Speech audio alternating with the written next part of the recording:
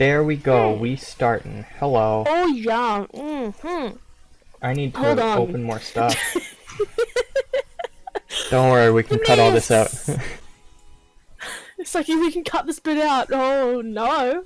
we can cut out the whole thing. We can cut out the whole I'm video. not cutting this out. This is...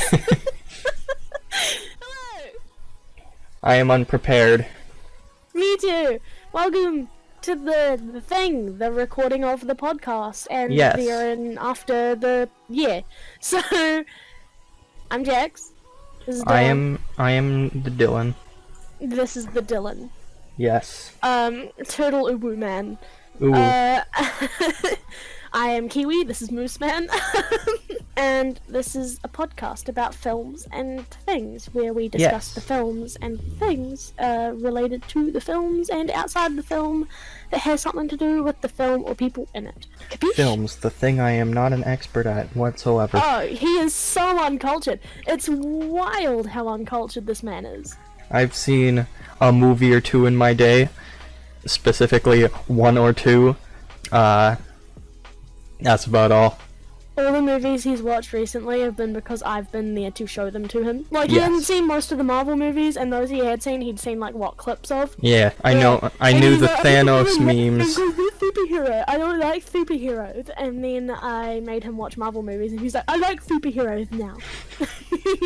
I still don't like the DC ones, even though I have no experience with any of them. I still don't like them. But, oh, damn, you love, Thor. Yes. Yeah? Iron Man is best human to exist in movie universe. Of Okay. course. Are you sure? Are you sure? Perhaps. Okay. Thing is, I don't watch movies because I forget everything 2 seconds after watching it. You So, telling me that the guy from the movie we'll be discussing today, who looks like the Monopoly Man, is not your favorite human in the world? fair enough. I don't remember this man entirely. Hi, I'm an English student, or I was an English student. I was a A+ English student, basically, if we're going by the American system. This guy is homeschooled, and I don't think he's even completed high school yet. I barely have a first language. It's Musai. His language is Musai. Yes. Yeah. So we just watched Salo, or 120 Days of Sodom, directed by Pier Paolo Pasolini. Yes, it's an experience. Oh,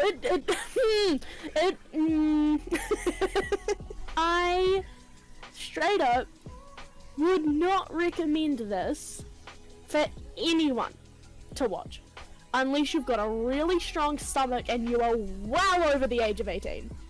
Yes. Like, well over the like, my god.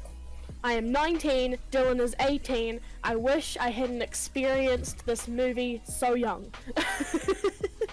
Unless you are an active peruser of the no-no subreddits that exist that I have seen. If you Not gonna go well. If you specifically enjoy torture, murder, fascism, and fecal matter, this is the movie for you. I tell you what. If all As these long as things, you can push past the political side of the film, yes. if all was these so things, gross. if all these things interest you, this is the perfect movie for you. Also, seek help, please. You're a threat to society. You're a threat to society. You're a threat to your family. And you should not be allowed around anyone between the ages of 1 minute to 99.99 years old. So I need to move Anything my mic. below or above that, though, you're all good. Alright, sorry if there's mic noises. The cat just stole my chair, so I guess I'm standing now. Tell it to move! Move! He doesn't care. Phase 1 is where we discuss what we liked, ranging from quotes to parts of the film, to specific shots, to acting, and so on. Yeah. What did we like? I do have some notes, and I guess I'll put some up there. As far as before I did all my research and stuff, what I knew was this film was based in World War II fascist Italy. And there were 4 guys who I thought, okay, maybe these are like councilmen or something. I didn't fully understand what they were. The subtitles go by pretty quick. And we weren't gonna sit there and rewind, but we did our best. I did my best to write down kind of everything I noticed. It is based between 1944 and 1945, about 4 months, 120 days. Best time to be alive. The best time to be alive. I liked that the way they shot everything was pretty like dreary, cloudy. There was just a guy laid dead, like I assume, yeah, he was just at 5 minutes and 50 seconds in, just a dead guy lying on the ground as they like escort the teens through like the courtyard or whatever. And they don't even bat a fucking eye. They don't even look down at him, and this just kind of shows like how common it was, like of a sight to see like a dead guy, like shot dead or whatever, just dying in the streets in World War II, especially in fascist states. At the time, I believe Italy was under the governance of Mussolini, who was like a kind of fascist dictator. He was, not the best person. I like that one of the kids' names is Luigi. I like that a whole lot. That caused like 5 minutes worth of laughs while we were watching them. We had to pause it so that we could have a bit of a giggle because his name was Luigi.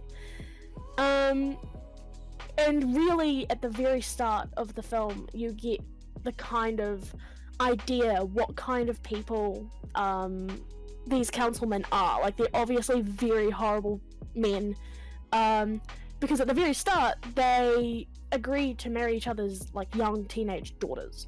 And one of the quotes from the start of it is, the bourgeoisie has never hesitated to kill its children. And all's good if it's excessive. So it's they're very much painted as the libertines. They've got no morals. They are just depraved. They are horrible, immoral people. That's what I liked. I liked that they managed to portray these characters throughout the film to be depraved, psychotic, sadistic, disgusting individuals. They get ideas from like the prostitute ladies. They kind of like, these ladies here, they tell stories about their childhood and the way that they were abused as kids while a pianist plays in the background. And, kind of just showing how it led to this point. It tells us how it led to the point of, holy shit, let's fuck 16-year-old boys and kill them, and girls, and torture them to death, and as one does. Other things. Yeah, I like that they don't sugarcoat it. I like that it's a clear political message if you have the ability to look past face value. Anywhere past face value, because the 4 men, as we find out through research, or if you're better than me at using your eyes for subtitles, they're politicians. They're in power, in government. They're not just like 4 rich dudes. They are actual powerful men. Yeah, they're rich as well, but they aren't just like 4 dudes with loads of money. They're 4 dudes with loads of money and a lot of power in Italy. Dylan, please take the stage. Yes. So, yeah, I don't remember much of it. However, there are 2 things that I can say.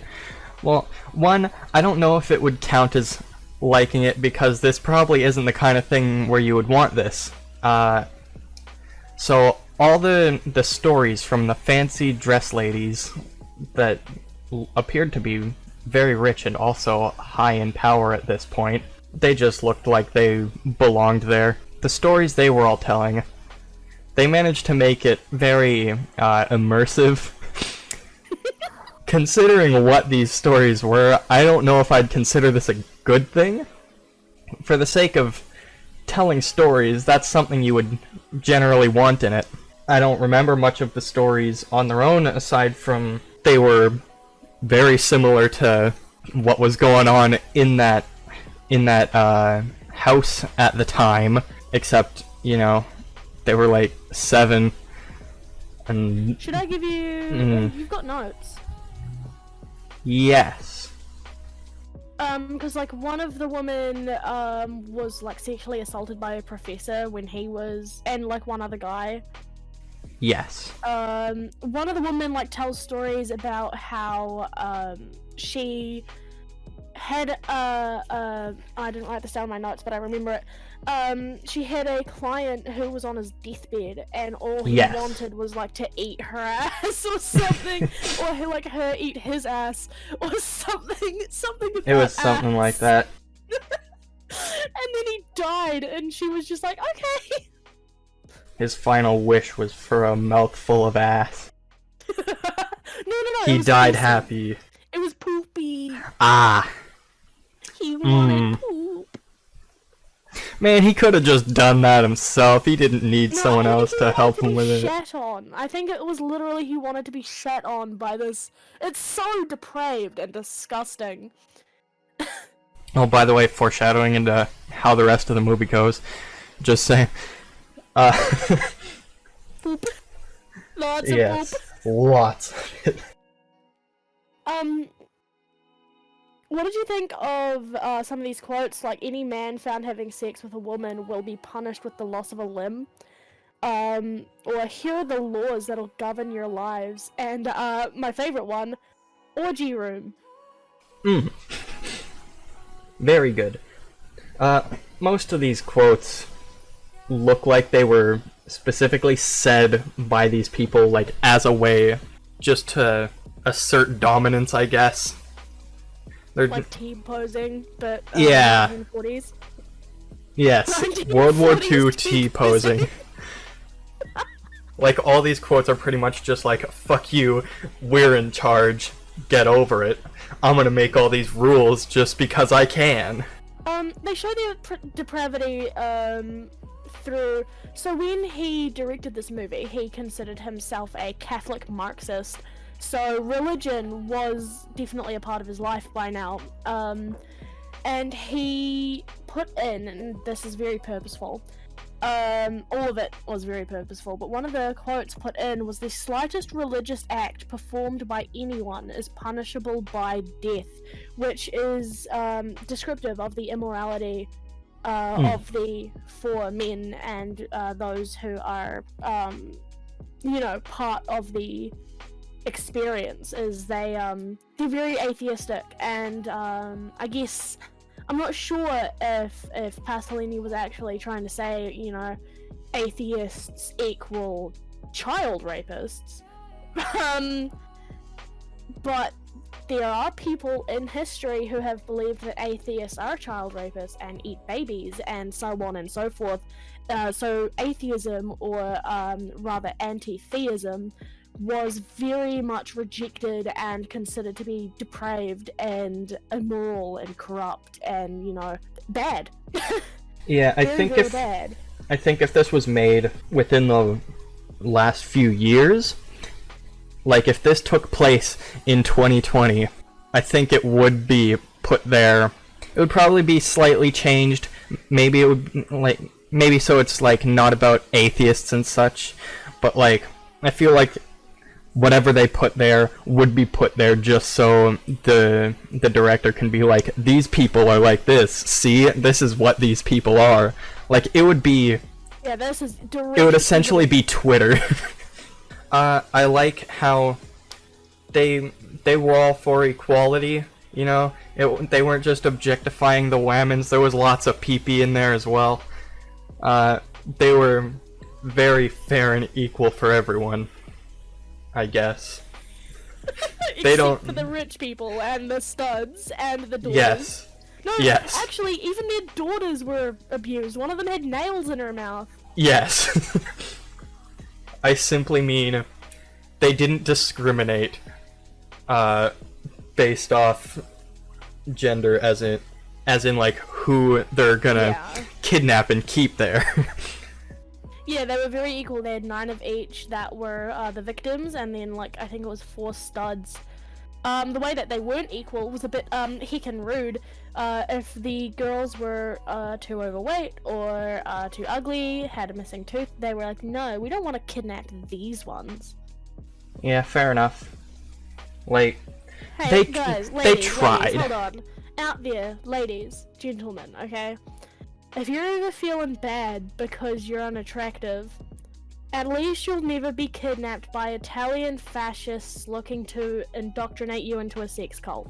Yes, so the moral of the story here, be ugly. Be ugly and you will succeed. Ugly for the win. It's okay. I get to not be kidnapped by the Italian sex cult. I love not having to worry about being kidnapped, it's fun. Oh, it is. It's the best, actually. Like, ironically, that is what I would consider preferable. So yeah, they tried to be equal. They were equal enough, like, they were trying to be equal to the public eye. They showed all the people, like, hey, we're kidnapping an equal amount of each. We're being fair here. But behind the scenes, they were being very, not equal. This is modern Hollywood. You're Yes. describing, like, Hollywood today. We found the hidden meaning behind the thing. We found the hidden meaning. Hidden meaning. Some more, I guess, quotes that I found really interesting before we move on. The flower is reserved for us, so none of the people were allowed to have sex with each other because they would then be deflowering each other. So it was very against the rules for boys to be, having sex with any of the girls, and vice versa, because the men wanted to deflower all of the teenagers themselves. So anyone caught doing that, would, be very much, punished, very punished, severely, lethally, in one case. Here's another execution. one. The principle of all greatness on Earth has long been totally bathed in blood. Take that as you will. I take that, personally as, all greatness, every single person who has come to greatness, whether that be self-fulfillment or power, has long been totally bathed in blood. Like, there is no greatness that has ever been achieved without bloodshed, without any spill of blood, and generally speaking, it's a lot of blood.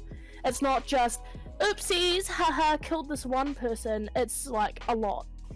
Yes. We're talking, like, if this is Mussolini, like, a lot of fucking people, if this is who they are agreeing with, Mussolini. Which I assume they are. It doesn't specifically say in the film. One of the other quotes that I found interesting, I'm happier than that scum they call the people. So these people are far above common people. They are far above, like, let's say this is 2020. This is, we are the people, Dylan and I are the people, and our presidents, our prime ministers, and so on, these are not the people. These are the governors, the people who rule our lives, the people who rule our countries. This would be them saying that they are happier than us, and calling us scum. Not that they are, and not that they're comparable unless they are connected to Jeffrey Epstein, but that's a separate situation. I was waiting for my man Jeff to show up in this somewhere. Yeah. Oh yeah. I mean, this is I'll bring that up in a second, actually. Wherever men are equal and there isn't that difference, happiness cannot exist, is another one. I took the quote about the people, I took that as them just openly acknowledging that they are not people, they are in fact the reptilians. They are very powerful, which is already some pretty heavy evidence. Yeah. Everyone knows okay. powerful people are reptiles. Earth. I'm Nicki gonna... Minaj. Yes. I don't know why that was the first person I thought of. Nicki what was fucking it? Minaj. Was it like Katy Perry or something who had her pupil like dilate all weird in a video or something, and then Justin Was Bieber that at some Katy point? Perry? I think it was both of them. One of the other quotes, equality aids neither the humble nor the unhappy. So they do not believe in equality. They believe that there's a power balance, and that power balance is that rich people, wealthy people, and those in political power have to be above other people. There has to be slavery. There has to be stuff like this. Otherwise, there is no happiness. There, you know. It really is 2020. It really is 2020. They'll show equality on the outside.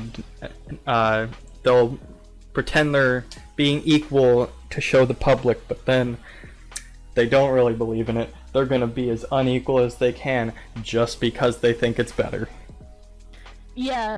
So one of the quotes from one of the women is, "My clients included many celebrities." This has not changed. Since when was this made? Fucking the 70s? 75? And we've had proof in the last few years that Hollywood now is just as bad as celebrities back in the 1940s or the fucking 1800s. Yeah, Jeffrey Epstein is like a huge part of it, specifically because you see how many people are in that black book. You see how many people in power, in government, in Hollywood, in business positions, people who rule over our lives are part of this big inner circle of people who go and fucking molest children. Allegedly. How did Epstein actually get to where he was? Like, I don't know. like, did he just one day decide, like, you know what? I'm gonna use my entire life savings and start this thing? Like, I assume he has to have. Back to the idea of depravity. He was a depraved human being. Yeah. He was a libertine. He was immoral. He, so on and so forth. He relates very much back to these four councilmen. The president and the bishop and the other two. Yeah. The Monopoly guy. I just and mean the guy like. that looks like Sargon of Akkad. I just mean like to do what he did, he would have had to have been in a position of power to begin with, for that to have even started. Yeah. I don't know what he was though. Like, I don't fucking know either, dude. I really don't. But look at this. oh. Hang on. There's no difference. So there was one guy, one of the rich people, I believe, at some point during the feast of unspeakable foods. I believe one of the powerful people ended up on the floor, smash. Was it the president? Was it the one with the eyes? Maybe? The face? Maybe? This one, copy image. This one, with the chocolate around his mouth. Yeah. It's the president. Bro, why you looking like my man Teller? Oh god. One thing I like about this movie is how many celebrities these people resemble now. Like, throughout the entire movie, I was thinking, that guy looks like him, and I hate it. But yeah, so I like how they've specially like picked quotes and ideas and themes and put them into this kind of big box and gone, hey, look at my political message. But it could also be a fetish film for people who don't want to look that far into it. And also weirdos. I mean, unless you're watching this, then you're not weirdos, and keep watching us and Yes. stuff. Yes.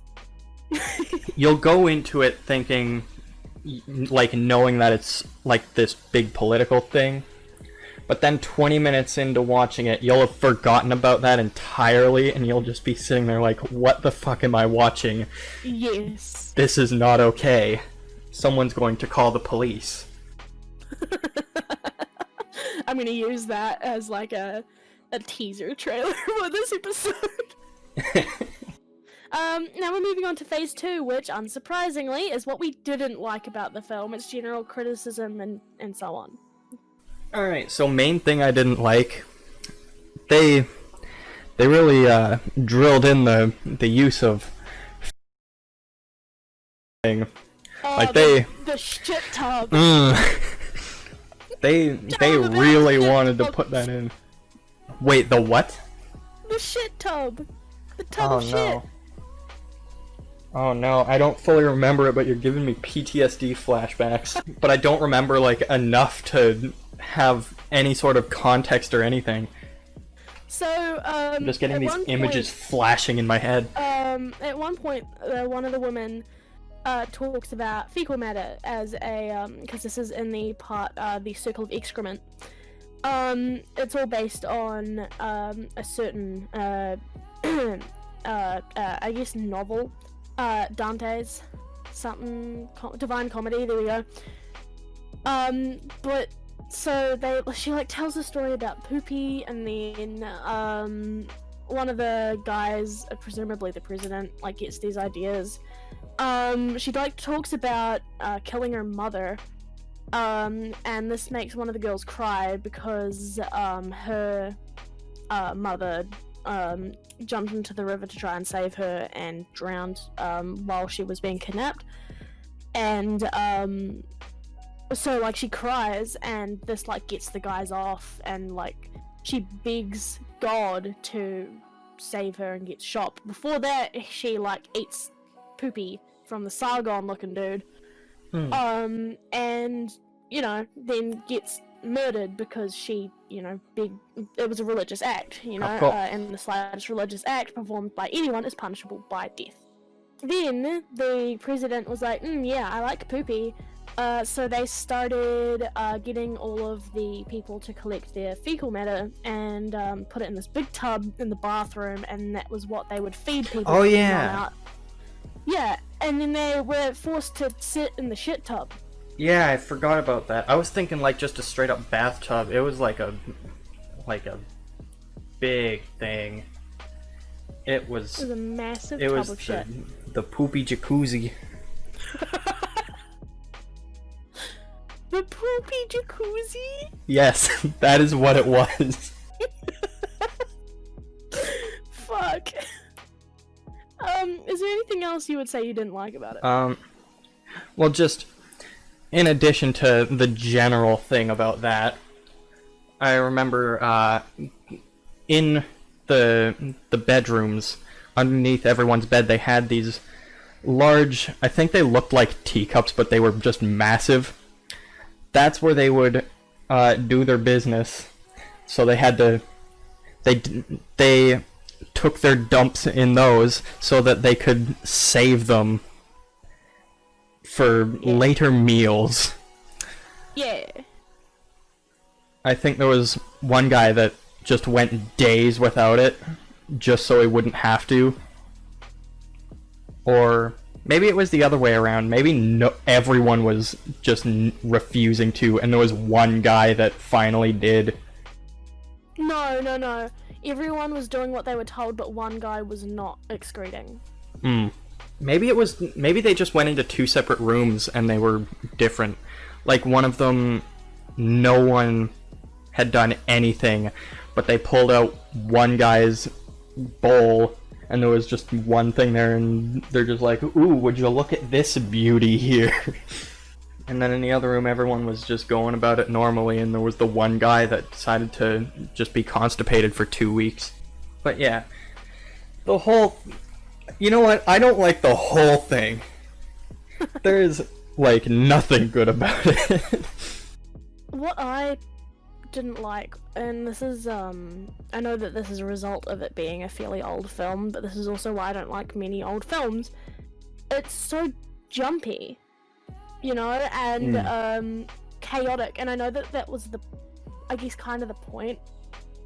But it's like so, you're going from one scene and then you're like, oh wow, okay, that happened, and then all of a sudden it's like, oh, here's this other thing, and it's like, whoa, okay, hold on, I have not had time to actually process what just happened. Don't throw me into another situation yet. Give me time to kind of understand what's going on. And then some other scenes just went on way too long.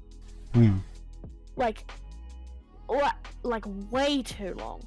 And it was almost like, instead of being this political message, it almost felt like this was telling us something about the depravity of the director. You know, like, did he like this? Is that why he kept the scene going for so long? Did he like the part where she pees on his face? Like, why? I'm gonna just go back to phase 1 for just a second, because I just remembered something. So, a thing that I definitely liked about it, there was the one guy that was in with the kidnapped people who seemed really into it. I'm glad my man was having fun. I'm glad he was enjoying himself. Happy to be there. Good for him.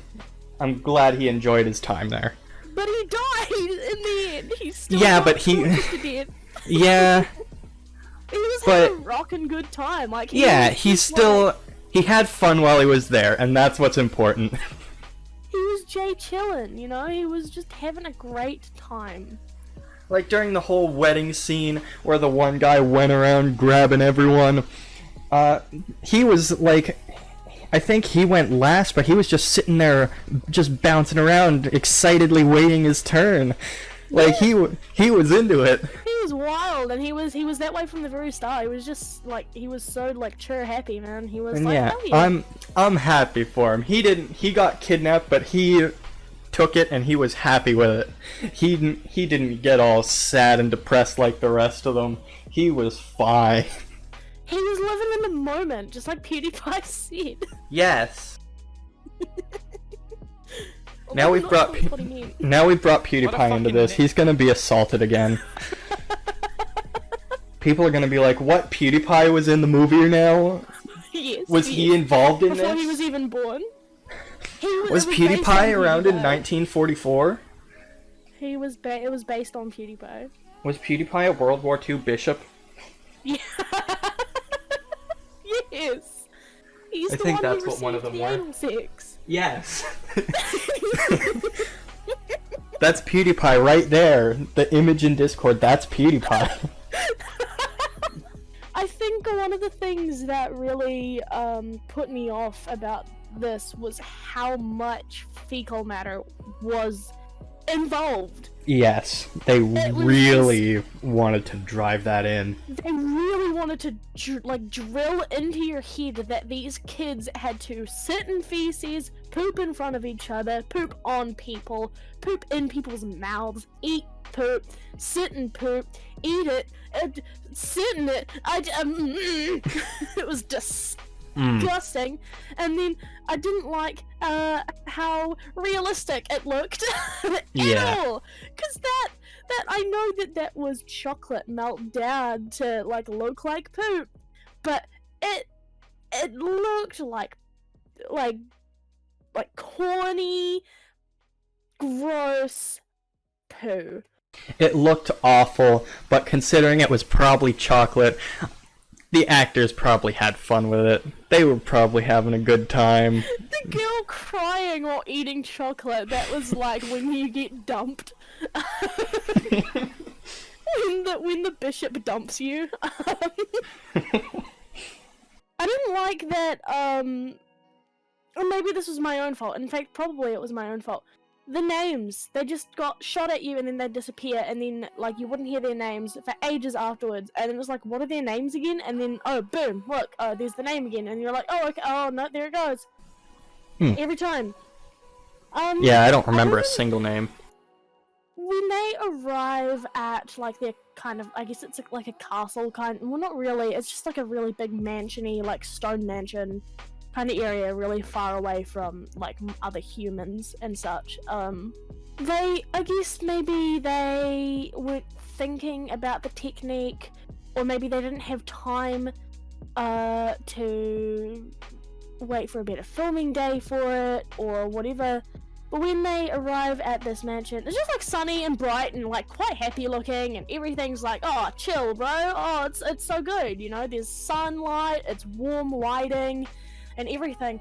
And when you get that in a movie, your first thought is, oh, this is a happy scene. Like it's not a happy scene. Yeah, at all. It's not a good thing for the sake of a movie, but it's also like, if this was a thing to actually happen, there would probably be some pretty great days out, but inside it's garbage. Yeah. So at least it's realistic. It's realistic because they didn't think of it from a film standpoint. Yeah. Which they should have, like, themes and like showing like lighting and mise-en-scene and stuff like that is super important when it comes to especially in political films like the one that we have for after this episode, is that lighting, that mood is portrayed through that weather. And when you're putting forth, oh, sunny weather, you're like, oh, okay, cool, good day. It's not good for a movie, but it was realistic, and it was realistic because it was real. This is a personal thing, obviously other people are going to disagree because it's a religious thing, is that this idea of portraying, like, atheism as depravity, whereas in reality, we've seen many times over, it's quite the opposite. In that, like, yes, some atheists are depraved and disgusting individuals, but a lot of the issues we see regarding statutory and pedophilia and stuff is not within atheistic communities, but rather religious communities, specifically Catholicism. I mean, which is very interesting because Pasolini was later sleeping with a 17-year-old boy while he was in his 50s. So, like, the whole thing with the atheism and such, they're pretty much trying to say atheist bad, all of them bad, right? I don't know if that's exactly what he was trying to portray, but he really was trying, like, he put forward this, you know, religious acts are bad, which then makes us think, okay, so these people are atheists, and atheists are bad. So it's like, that may not have been the real goal for that, but that's what came across with it anyway, and that's definitely like a thing that's a part of it. But and like, to be fair though, I'm pretty sure most furries are in fact atheists. Well, what would we do different about this film? That's phase 3. If we could do anything different about this film, what would we do? Like I said, with the lighting, I would change that. I would completely change the lighting of that outside scene. It's too bright, it's too vibrant, it's too happy, it's too warm, it needs to be cold, dark, cloudy, like not raining. I wouldn't go as far as to be like, that's too cliche, but the sun just, it doesn't feel right, it doesn't fit in with the film, and there's a lot of that. There's like, it seems too happy when it's really not. And I know that that's the point of the characters. They are supposed to be portrayed as happy, depraved, you know, immoral, and the children are supposed to be scared, terrified, you know, sad, crying, victims. That's good. That's all fine. They did that perfectly. It's the mise-en-scene, it's the lighting, it's all that I have the huge problem with, because it's very clear that it either wasn't thought about or it just wasn't cared about. Understandable. And it bugs me to my core. Or maybe it was on purpose and I'm just missing it. But that's what I would change, personally. There's only 2 things I would change. Not very large things. It's pretty minor. First thing I would change is I would make it in English, because here in America, we don't take kindly to no foreigners. I can't understand whatever language... Shush! North America still counts as America. Here in America, we don't take kindly to foreigners. If I can't understand your language, I don't want you around me. Well, should I edit that part out? I don't know how well my sarcasm will come across, considering I'm at a point where my sarcasm sounds real. Shall I just put, or you could if you want, a blaring, yes, text I'll that just uses sarcasm, I'll make it very sarcasm. clear that I'm joking. I may not have been able to understand whatever the language it was in, but we have subtitles, it's fine. Okay, what's the other part you would change? More feces. I hate it, you hate it, everyone hates it, that's why we need more of it. Oh. It feels like the whole point of this movie in the end was just to disgust people and make everyone hate the director and everyone involved. And the only way to make sure everyone involved in the movie is hated and everyone hates the movie is to add more feces. It should have been in there from the start. It only started coming in like halfway through, probably even further than that. We need it in every single scene. Needs at least one person like taking a dump out in the street or something. Literally anything. California, everybody. Yes. Okay, no, another thing I would change is you've reminded me the length of some of the scenes. It's just, you've got some really short scenes that should be longer, and you've got some really long scenes that I really wish were shorter. There were so many scenes that just kept going on, and I ended up zoning out and forgot about most of it. Yeah, when you push a point too hard and you do it for too long, people are going to stop paying attention. They're gonna get bored. You need to make sure, like, you're not snapping back and forth between things too quickly because they're not gonna remember the message you're trying to push. But if you push it for too long, they're going to their attention span's gonna give in, and they're just gonna go and they'll be like, oh, how's Facebook right now? Whatever they did back then. I am the example of no attention span. If I am watching a scene for more than half a second, I am gone. Okay. Phase 4 is the part that I put all of my effort into. Dylan's going to be quiet for a bit because I'm going to be kind of reading off a screen of kind of some facts that I learned.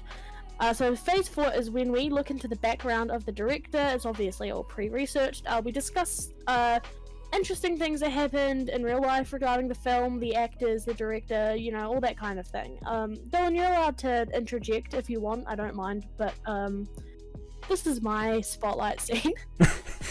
This film is a loose adaptation of the book 120 Days of Sodom, which was written by Marquis de Sade, a fairly well-known person. I think this was actually his book that people kind of pushed forward quite a lot. It was considered like a national treasure at one point. It was wild. It focuses basically on 4 very wealthy libertines, which is someone who, again, is totally devoid of morals or restraint, in the fascist republic of Salo. They kidnap 18 teens and rape, kill, torture, and so on them, like physically and mentally. That is torture.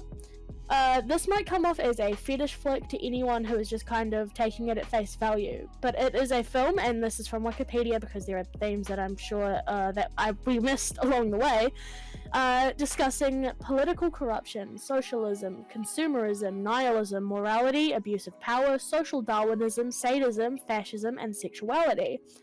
One review says, and I believe this is on Rotten Tomatoes, it will strike some viewers as irredeemably depraved, but its unflinching view of human cruelty makes it impossible to ignore.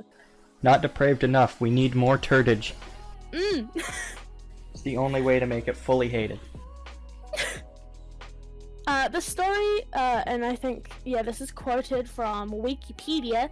The story is in 4 segments inspired by Dante's Divine Comedy, the Ante-Inferno, the Circle of Menenius, or Menenius, I'm not sure, the Circle of Excrement, and the Circle of Blood. The film also contains frequent references to and several discussions of Friedrich Nietzsche's 1887 book on the genealogy of morality, Ezra Pound's poem The Cantos, and Marcel Proust's novel sequence In Search of Lost Time. They're all very famous works.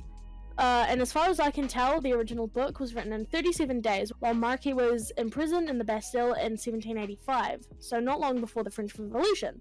The original work was not in fact about World War II fascist Salo, but Pierre in fact took the story and made it all his own, seemingly in protest against Italian elites and their overindulgent behaviours, and, other things, like sexual depravity.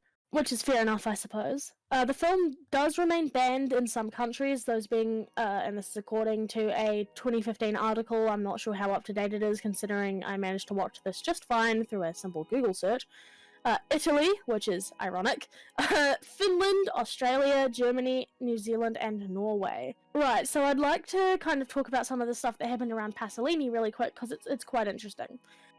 He lived between March 5th, 1922 and November 2nd, 1975, making him in his 50s when he made this film and when something else happened further down the line. He was born in a very left-leaning, for the time, ideological city named Bologna. Pasolini's father, Pasolini. Pasolini! That sounds better. Pasolini's father actually identified and detained the would-be assassin of Mussolini, which I didn't actually know before doing this bit of research. It's quite interesting. Interestingly enough, considering the themes of the movie, Pasolini identified himself as an atheist as a young adult, which wasn't super common in the mid-1900s. But later in life, as I said earlier, he described himself as a Catholic Marxist. As he got on, he became active politically and advocated for communism as the only way to be able to provide a new culture. This was very controversial as he heavily criticized and devalued the Italian Communist Party, or PCI, and refused to join it for ages. Eventually, though, he did join that party and he took part in several demonstrations and even the Peace Congress in Paris. He was outspoken on his belief that communism did not go against Christian values, despite the Pope actively discouraging communism and excommunicating communist sympathizers from the Roman Catholic Church. In September of 1949, Pasolini was accused of sexual conduct with 3 teenagers aged 16 and younger while under the influence of alcohol. Pasolini said that it was made up by Christian Democrats to smear his name. He was acquitted of both indecency charges between 1950 and 52 after moving to Rome, and the parents of the children did not press any charges. He went on to publish several literary works, many of which were very controversial and some pissed off his peers and his government. And then he went on to act and eventually screenwrote and directed. The most interesting part, though, about this man is his murder. And the thing that Dylan's about to read is from Wikipedia. But yes. Before we go into that, Pasolini was actually, on the night of his murder, hanging out with a 17-year-old prostitute, whose name was Giuseppe Pelosi. So all of his ideas of these older men using these younger boys and girls for sexual purposes, and the Christian Democrats are smearing my name by saying that I was having sex with 16-year-olds, really kind of came full circle when he was caught hanging out with a 17-year-old prostitute boy. Just a bit of a character criticism here, Mr. Pasolini. Don't be a freaking hypocrite. No hypocrites allowed. Anyway, Dylan, take it away. His name is Pasolini, I believe. He lived up to November 2nd, 1975, because that's when he was murdered on the beach at, I believe that says Ostia. He'd been run over several times with his own car, broke multiple bones from it, lit on fire, and it looks like his nuts got smashed by a metal bar. An autopsy revealed that his body had been partially burned with gasoline after his death, which means nut smash was probably before then. The crime was long viewed as a mafia-style revenge killing, one extremely unlikely to have been carried out by only one person. He was buried in... I can't read this. Casarsa. Wow, vowels all look the same. Yeah? The person he was with, I believe that says Giuseppe Pelosi, who was 17 at the time, was caught driving Pasolini's car and confessed to the murder. He was convicted in 1976, initially with unknown others, but this phrase was later removed from the verdict. 29 years later, on May 7th, 2005, Pelosi retracted his confession, which he said had been made under the threat of violence to his family. He claimed that 3 people with a southern accent had committed the murder, insulting Pasolini as a dirty communist. Those dirty, rotten commies, am I right? Other evidence uncovered in 2005. That's not that long ago, actually. This whole thing felt like it was forever ago. 2005. Yeah, no, 2005. That's only 15 years ago. Wow. Yeah, other evidence uncovered in 2005 suggested that Pasolini had been murdered by an extortionist. Testimony by his friend Sergio something indicated that some of the rolls of film from the movie had been stolen, and that Pasolini planned to meet with the thieves on the 2nd of November 1975. Wonder how that went. He went to meet with them after a visit to Stockholm, Sweden, the birthplace of Minecraft, I believe. Fun fact, guys. That's the important thing about that. That's the only reason that's in there. We're discovering Pasolini invented Minecraft. Yes. Notch is a fucking liar. Notch is Pasolini. He faked his own death What? and changed his name. The investigation uncovered additional evidence, including a bloody wooden stick with an eyewitness who said he saw a group of men pull Pasolini from the car. The Rome police reopened the case after Pelosi's retraction, but the judges responsible for the investigation found that the new elements were insufficient to justify a continued inquiry. Oh, round of applause, ladies and gentlemen, for Dylan's reading. I only stuttered like 80 times. Only? Yes.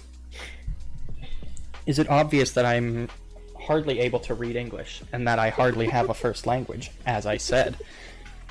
I think this is just proof of that. That's the stuff we found about it, though. Like, we found quite a bit of interesting things that revolved around Pasolini, like his interest in young boys. We discovered he is Notch.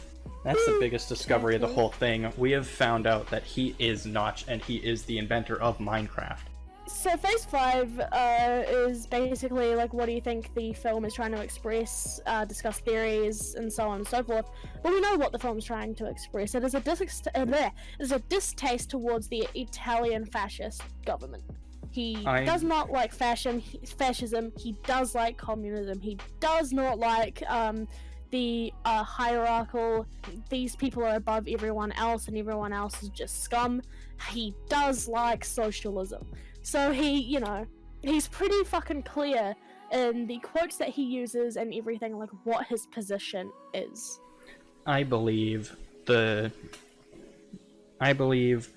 what it was trying to say was rich people bad. That's about it. Yeah, well, it very much is a discussion of consumerism. It is, these people believe themselves to be above everyone else. Therefore, PewDiePie bad. That's right, I'm bringing him back into this. We've had that argument with someone before, and I don't think we need to have it again. Yeah, well, I think very much like the pianist woman throwing herself off of out of a window to so that she doesn't have to see any more of this depravity.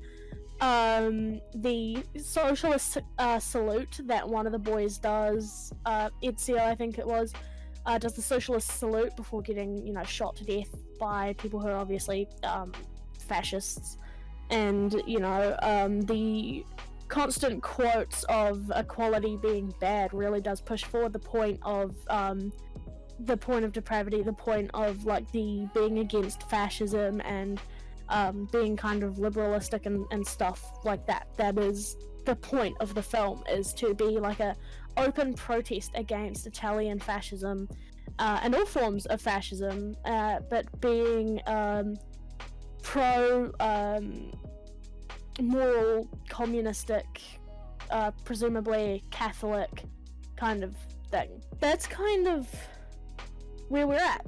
This film, let's do a rating at the end of everything, just so we can kind of...